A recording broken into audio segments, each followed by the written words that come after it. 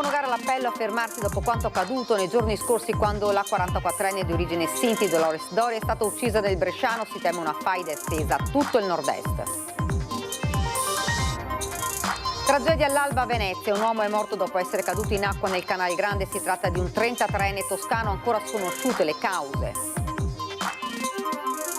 Centrodestra, l'ufficializzazione del candidato presidente resta un enigma. Dobbiamo decidere se essere giusti o generosi, dice il coordinatore regionale di Fratelli d'Italia, Luca De Carlo. La polizia penitenziaria solleva perplessità sulla sperimentazione in carcere a Padova della stanza dell'amore per i detenuti, timori per la sorveglianza ed il controllo. Protesta dei residenti nel quartiere Mandri a Padova che da oltre 2 anni stanno chiedendo alla regione di riaprire il punto prelievi della zona chiuso durante il Covid, anziani in prima fila. Visitabile da oggi fino al 15 ottobre la mostra dedicata alla vita del beato Papa Giovanni Paolo I nel chiostro del seminario gregoriano di Belluno, il percorso alla scoperta dell'uomo che è stato Albino Luciano. Buonasera, ben ritrovati, edizione regionale dei nostri notiziari. Dunque l'avete sentito, la cronaca in primo piano. Dal comune di Campo Nogara l'appello a fermarsi dopo quanto accaduto nei giorni scorsi quando la 44enne di origine Sinti, Dolores Dori, è stata uccisa nel Bresciano. Si teme una faida estesa a tutto il nord-est. La violenza scatena altra violenza e le minacce portano solo ad altro sangue. Io chiedo a chi è coinvolto in questa vicenda di rivolgersi alle autorità competenti e di cercare di risolvere e tutelare chi ancora è qui e rimane e ha bisogno di essere seguito, come la famiglia e i figli, anche in nome di una vita che è andata persa e che non sia persa invano, visto che la violenza ha già versato sangue a sufficienza. Dal comune di Campo Nogara l'appello a fermarsi dopo quanto accaduto nei giorni scorsi quando la 44enne di origini Sinti, Dolores Dori, residente nel comune veneziano, è stata scaricata davanti al pronto soccorso dell'ospedale di Desenzano nel Bresciano con 3 ferite d'arma da fuoco all'addome e poi deceduta. La donna, nata nel Vicentino, era andata insieme al figlio e al marito a riprendere la giovane figlia, scappata per l'ennesima volta per sposare il ragazzo di un'altra famiglia, ma nel tentativo di riportarla a casa è stata colpita. Il timore ora è quello di una faida tra le 2 famiglie coinvolte nella vicenda, su cui stanno indagando i carabinieri di Brescia, anche alla luce del fatto che a 24 ore dall'omicidio il marito della vittima ha postato dei messaggi sui social tenendo una pistola in mano e dicendo «riportatemi mia figlia o veniamo a prenderla». Accanto a lui un giovane che potrebbe essere il figlio. I carabinieri hanno recuperato un fotogramma di quella sera in cui si vede il SUV con un uomo al volante con targa finta. Marito e figlio poi sono spariti, salvo poi ricomparire appunto sui social. Quanto alla vittima, il suo curriculum criminale è noto alle questure del Veneto dall'età di 19 anni. Nella sua famiglia, in virtù della discendenza considerata nobiliare, ha sempre dettato le regole fino all'arrivo della figlia più giovane che si è opposta a un matrimonio combinato.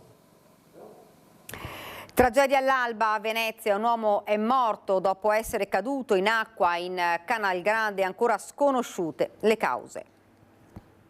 È stato notato galleggiare in acqua abbandonato alla corrente nelle prime ore del mattino da un passante che ha subito dato l'allarme. Il corpo senza vita di un uomo è stato rinvenuto oggi all'alba in Canal Grande a Venezia, davanti alla stazione ferroviaria di Santa Lucia. A nulla, purtroppo, è valso l'intervento pur tempestivo dei sanitari del 118 che si sono precipitati sul porto insieme agli agenti della polizia locale e ai carabinieri. Per l'uomo non c'era più nulla da fare.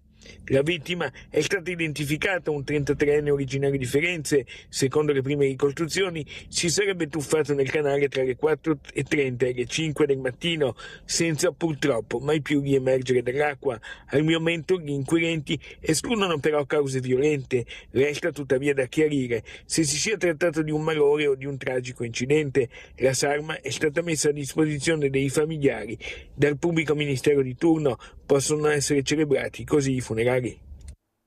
Ed ora la politica, centrodestra, l'ufficializzazione del candidato presidente resta un enigma. Dobbiamo decidere se essere giusti o generosi, dice il coordinatore regionale di Fratelli d'Italia, Luca De Carlo.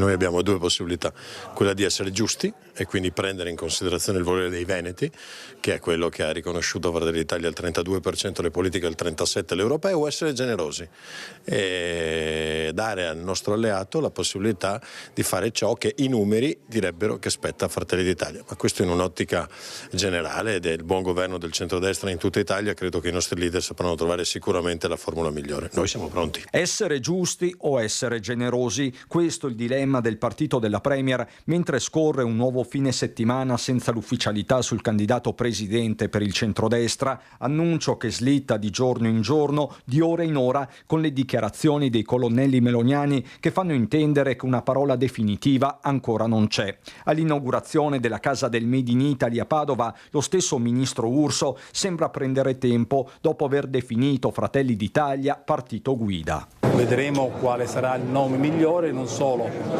per la campagna elettorale, ma soprattutto per governare questa regione. E quel vedremo in questa fase fa la differenza con la Lega che sta organizzando un grande evento al Palageox, anche se un'ora e una data certa ancora non ci sono. Usa una metafora calcistica Luca De Carlo. Potrei parafrasare Boscov e dire che rigore è quando arbitro fischia, quindi le ricostruzioni di questi giorni erano ricostruzioni giornalistiche, ciascuno fa il proprio lavoro, ma in concreto c'era un lavoro del centrodestra del tavolo, perché non è facile dopo 15 anni di Zaia trovare un candidato e trovare un accordo su un candidato. Non la si sta tirando un po' troppo per le lunghe? Credo che sia la volata lunga. Intanto alla festa di fine vendemmia a San Polo di Piave, dove l'establishment del centrodestra è presente in massa, sorrisi e strette di mano si sprecano, atteso anche Alberto Stefani, impegnato però in contemporanea su altri fronti, nel veronese, e tra le vigne a suonare la sveglia, quasi un allarme, è il capogruppo leghista in regione. Stiamo aspettando ancora il nome, la certezza, noi contiamo che sia Alberto Stefani, che venga confermato come candidato presidente della nostra regione, e è stato rimandato ancora la settimana prossima e adesso continuo a dire che è tardi, dobbiamo avere questo nome, dobbiamo correre. Se, come ormai certo ai più, alla fine l'opzione sarà Alberto Stefani, attuale segretario del Carroccio, per la Lega si aprirà la fase del commissariamento in attesa di un nuovo congresso. Qui mi aspetto ovviamente tempi più rapidi, ma non entro l'anno prossimo. Diciamo che siamo concentrati su altro al momento. Certo. Fra poco ci sarà da presentare le liste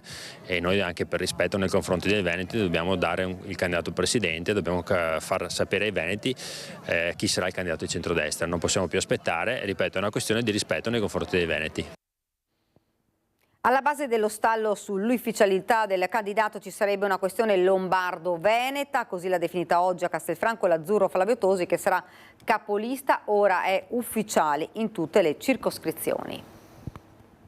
Le candidature poi saranno 9, con me capolista perché appunto il segretario Tajani me lo ha chiesto, come ha ricordato prima Fabio, ed è giusto che tutti ci mettiamo la faccia, che tutti corriamo, perché questa è una battaglia fondamentale. L'ufficialità arriva da Castelfranco Veneto dopo l'annuncio fatto già qualche tempo fa nel corso di Ring. Flavio Tosi sarà capolista in tutte le circoscrizioni del Veneto, Marca compresa, ma nella città del Giorgione, dove si trova per lanciare le candidature trevigiane di Fabio Chies e Cristina Andretta, il coordinatore di Forza Italia non nasconde il vero motivo che sta alla base della fase di stallo sull'ufficializzazione del candidato presidente per il centrodestra. Ho detto che c'è una questione abbastanza nota che non riguarda Forza Italia, riguarda un altro partito della coalizione, che possiamo dire che è una questione lombardo-veneta, perché ci sono due regioni in ballo e quindi aspettiamo che venga risolta questa questione, che ripeto non è un problema del nostro partito. Insomma, il destino del Veneto è collegato a doppio filo con la Lombardia. Se Fratelli d'Italia cede Venezia, pretende Milano.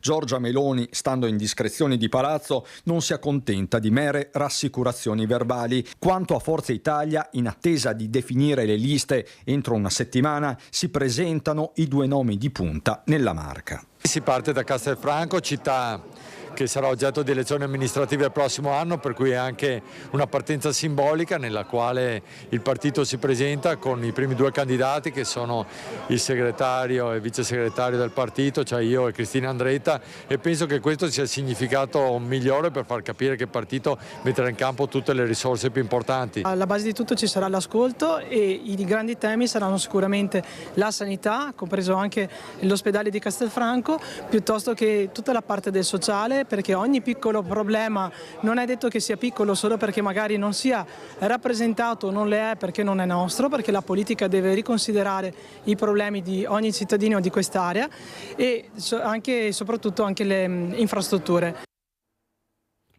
La mancanza di uno sfidante è una mancanza di rispetto non tanto nei miei confronti quanto nei riguardi del Veneto, ha detto oggi il candidato presidente del centro-sinistra Giovanni Manildo, che è tornato sulle proteste di ieri pro Gaza e sulle alleanze che ancora non c'è con Azione.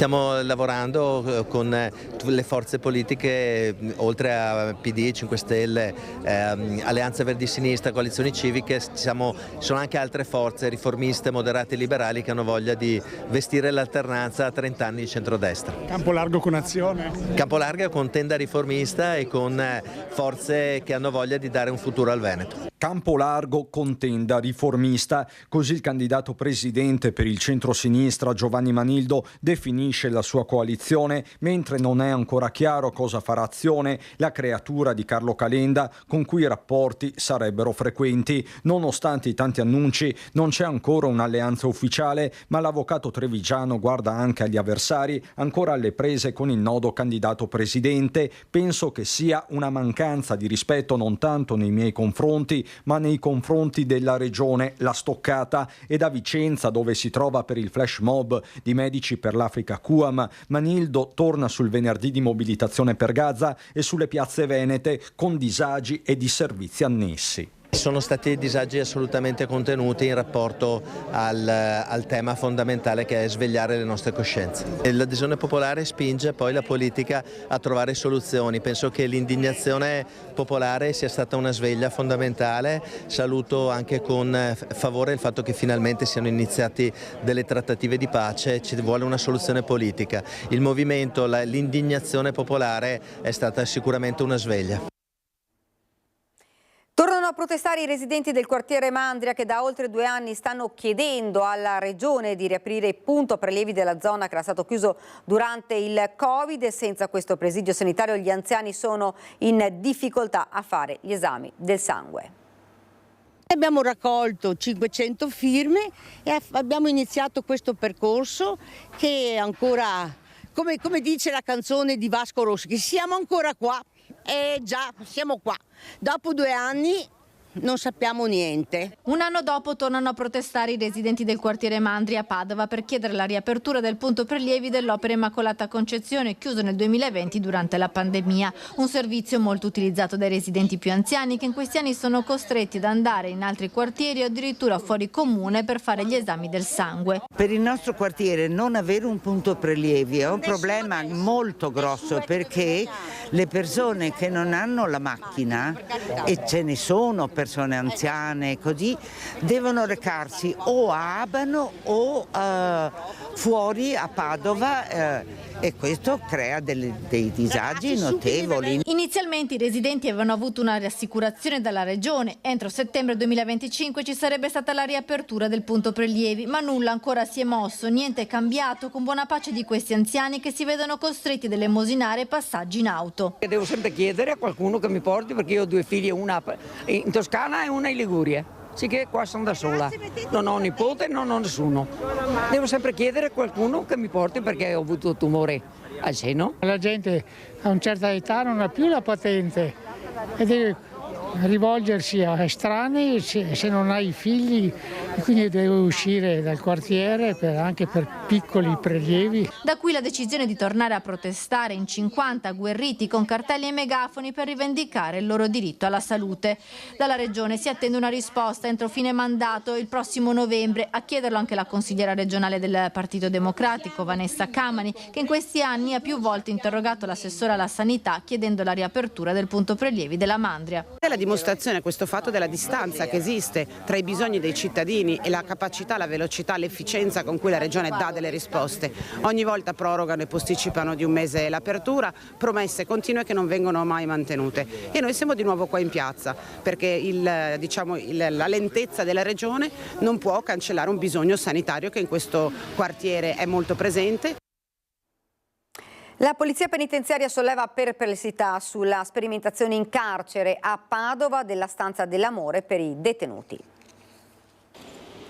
La sperimentazione delle stanze dell'amore dovrebbe iniziare lunedì nel carcere Due Palazzi di Padova, una stanza destinata all'intimità del detenuto con la propria compagna o moglie nel rispetto della privacy, una stanza adiacente a quella dei colloqui con un letto e un bagno. Di questa opportunità per i detenuti si discute da tempo ed ora dovrebbe concretizzarsi. Il progetto era stato lanciato infatti l'anno scorso tramite diverse associazioni padovane di volontari che lavorano con i reclusi a Padova. Si era fatta portavoce proprio l'associazione Ristretti Orizzonti, ma il sottosegretario alla giustizia Andrea Ostellari si era opposto. La nuova direttrice del Due Palazzi pare invece abbia accolto la proposta della stanza che era stata pensata dopo la richiesta di 3 detenuti al magistrato di sorveglianza.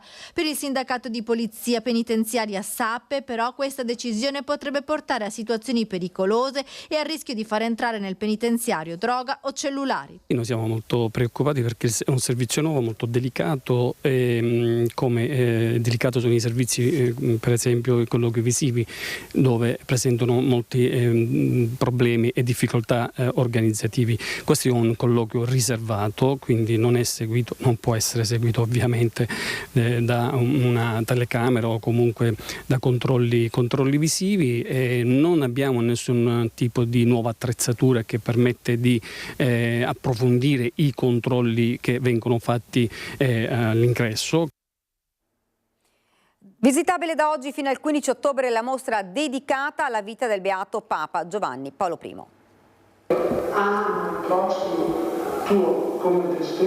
Un Papa inatteso, un uomo semplice, umile, dalla grande umanità e amore per il prossimo, capace di sguardi profetici sull'uomo di oggi.